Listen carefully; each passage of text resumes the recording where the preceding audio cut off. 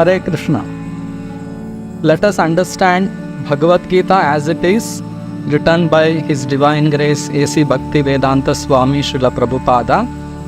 Bhagavad Gita has 18 chapters. So let us understand these chapters section by section. Before we begin the discussion, let us offer our prayers to our spiritual master, His Divine Grace A.C. Bhaktivedanta Swami Srila Prabhupada and Supreme Lord Shri Krishna.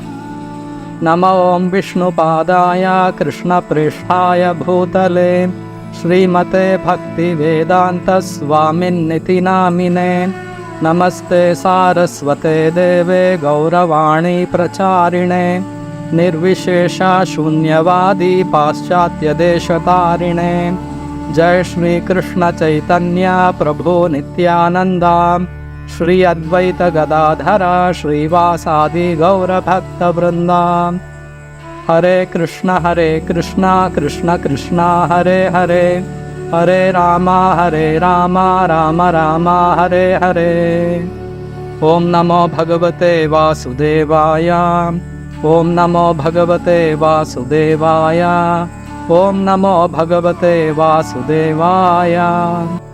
Hare Krishna. Today we will be understanding the fourth section of the seventh chapter of Bhagavad Gita. Fourth section is from Shloka number 20 to Shloka number 23. So let us understand this section. This section is entitled The Worshippers of the Devatas. So let us understand this section.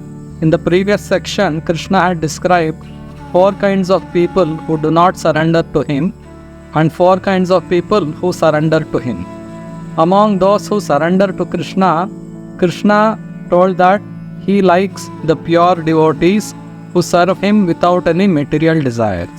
So further Krishna concluded that after many lives, great souls surrender unto him, knowing him to be the cause of all causes. So in this section, Krishna describes those people who do not understand completely about spiritual life. They go to different devatas to fulfill their material desires. So let us understand this section. So Krishna says, Kamaistaistair hritagnyana prapadyante anya devata tam niyamamasthaya prakrityanyata svaya. Those whose minds are distorted by material desires surrender unto demigods and follow the particular rules and regulations of worship according to their own natures. So Krishna is telling that Kamaisthaistar hritagnyanaha prapadyante anya devataha. Those who have some material desires, because they don't understand that Krishna is the source of everything, even to fulfill material desires of every living being, it is Krishna who is making arrangements in this material world, and he has appointed various devatas to fulfill the desires of innumerable living beings.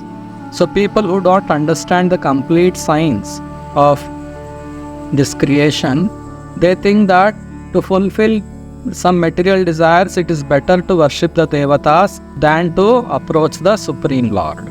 So because of this distorted mind and distorted intelligence, they approach various devatas and they follow the rules and regulations of worshipping those devatas to fulfill their material desires. So Krishna is calling them hritagnyanaha, means those whose knowledge is taken away, distorted, because they don't have complete understanding about spiritual science. So further Krishna says, Yo yam tanum bhaktaha shraddhayarchitum ichchati tasya chalam shraddham tameva vidadhamyaham. I am in everyone's heart as the super soul. As soon as one desires to worship the demigods, I make his faith steady so that he can devote himself to some particular deity. So Krishna, he is present in the heart of every living being as Paramatma. It is said by Lord Krishna in the Bhagavad Gita, Ishvaraha sarva bhutanam hriddesha arjuna tishtati. Krishna says that I am the Supreme Lord and I am situated in the heart of every living being. So Krishna, he knows the desires of each and every living being, and he fulfills the desires of every living being. So one may question that why does Krishna create this material world, and why does he make the living beings forget him and put them under the illusory energy? Actually, every living being has its freedom, and the Lord respects the freedom of every living being. Naturally, a living being is happy with the Supreme Lord Krishna in the spiritual world. That is a natural position of the living being. But because every living being has his own minute freedom, he can choose to live with the Supreme Lord and enjoy with him happily in his loving relationship, or he can be away from the Supreme Lord and try to enjoy independently. When the living being desires to enjoy without Krishna, then the Lord makes an arrangement for fulfilling the material desires of such living beings. So, therefore, the Lord has arranged this whole material creation, and in order to fulfill our desires, He has empowered some living beings to act as His representatives and fulfill the material desires of those living beings. And He has created this whole material existence, and those devatas, the demigods, are also parts of the universal body of the Lord. So those who approach the devatas for material desires, the Lord makes the faith in the living beings who want to fulfill the material desires. The Lord Himself gives them the determination and faith to worship that particular devata to fulfill their particular desire. In the scriptures, there are recommendations of worshipping various devatas for various material benefits. For example, those who want good health, worshipping of sun god is recommended. Those who want knowledge, worshipping of goddess Saraswati is recommended.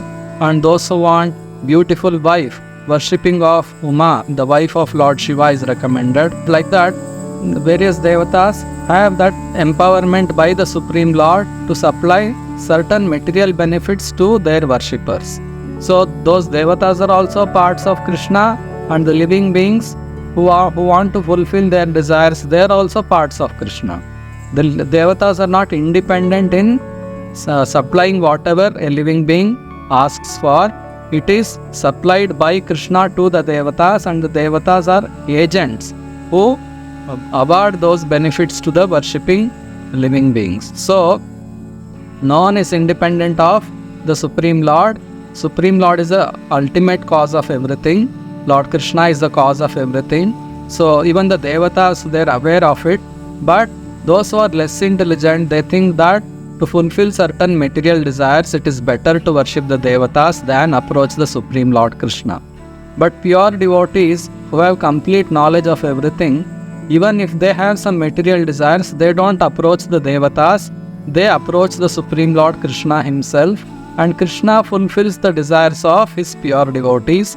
Generally, pure devotees don't ask anything from the Supreme Lord because they know that whatever is needed to serve Him, Krishna Himself will supply, and they don't explicitly pray to Krishna to fulfill some material desires. That is not pure devotion. So pure devotees never ask Krishna to fulfill their material desires. But Krishna, He understands the desires of every living being, and He fulfills their desires.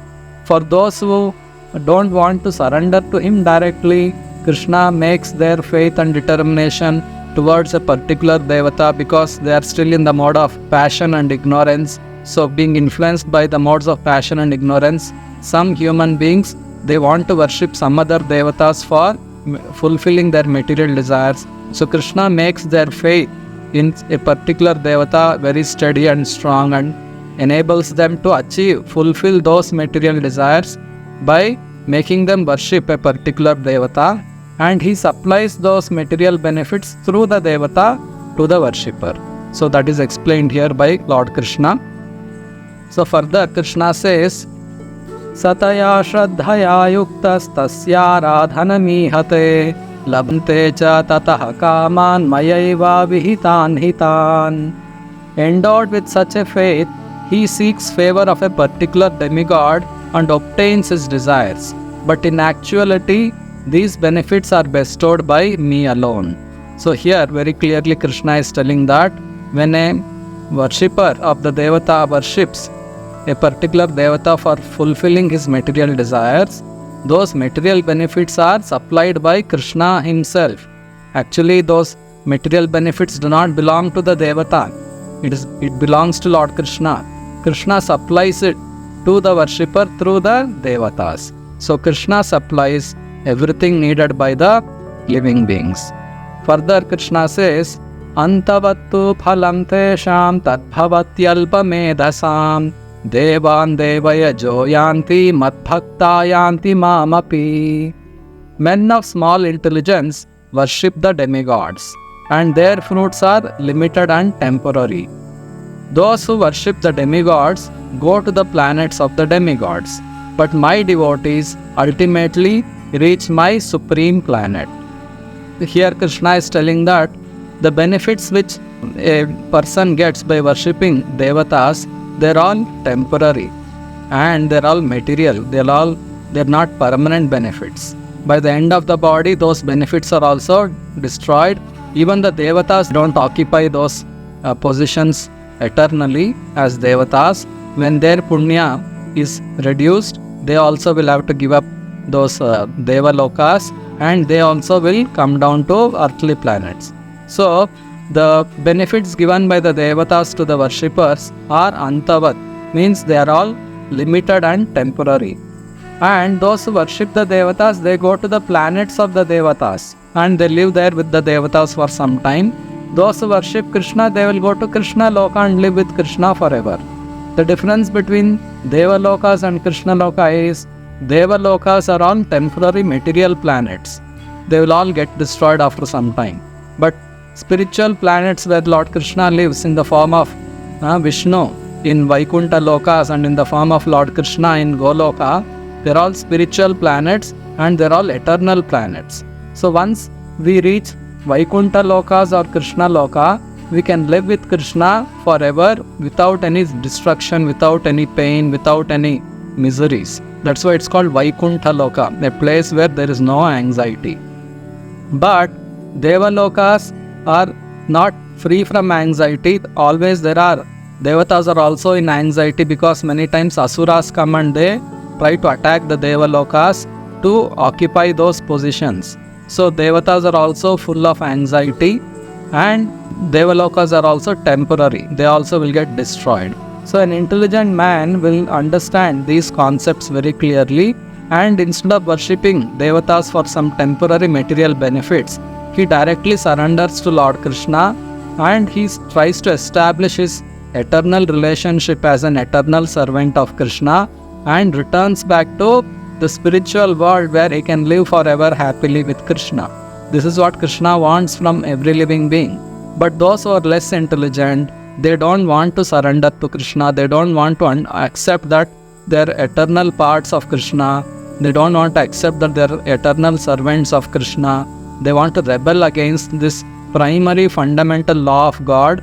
God is supreme. Krishna is supreme. We are not equal to God. We are all subordinates to Him.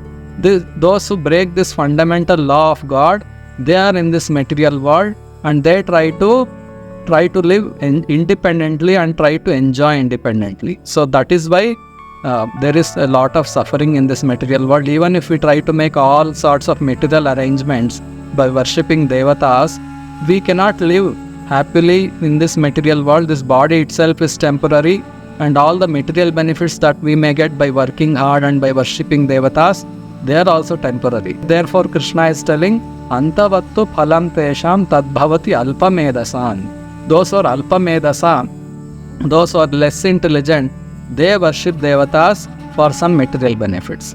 Real intelligence is in worshipping Krishna, because by worshipping Krishna we can solve all our problems of life. We all need happiness. We are all parts of Krishna. We want happiness, and that happiness comes only by surrendering to Krishna and only by serving Krishna and returning back to Lord Krishna's eternal abode. So that is where we all have to return, and that should be the goal of human form of life. And nowadays in our current society, nowhere this knowledge is being propagated. Everyone is in ignorance. They just want to earn money and they want to enjoy some material benefits. These are all actually the actions of less intelligent people because we ourselves will die, and the material benefits which we get, they are also temporary and limited. So we have to become intelligent. It's said in the scriptures, "Hey Krishna bhaje se bada chatur." Those who worship Krishna, they are very, very intelligent. So we all have to become intelligent by understanding our real benefit. We are all parts of Krishna. Our real benefit is in reconnecting with Krishna through love and devotion. So this is called Krishna consciousness. And in this age of Kali, we can connect with Krishna by chanting the Hare Krishna Maha Mantra. Hare Krishna, Krishna Krishna, Hare Hare, Hare Rama, Rama Rama, Hare Hare. This is the topmost yajna and very, very sublime, very, very easy method of worshipping Krishna, easy method of connecting with Krishna. Such a nice method is given for all of us to reconnect with the Supreme Lord and return back to Him. So let us understand what Krishna describes in the next section. Hare Krishna.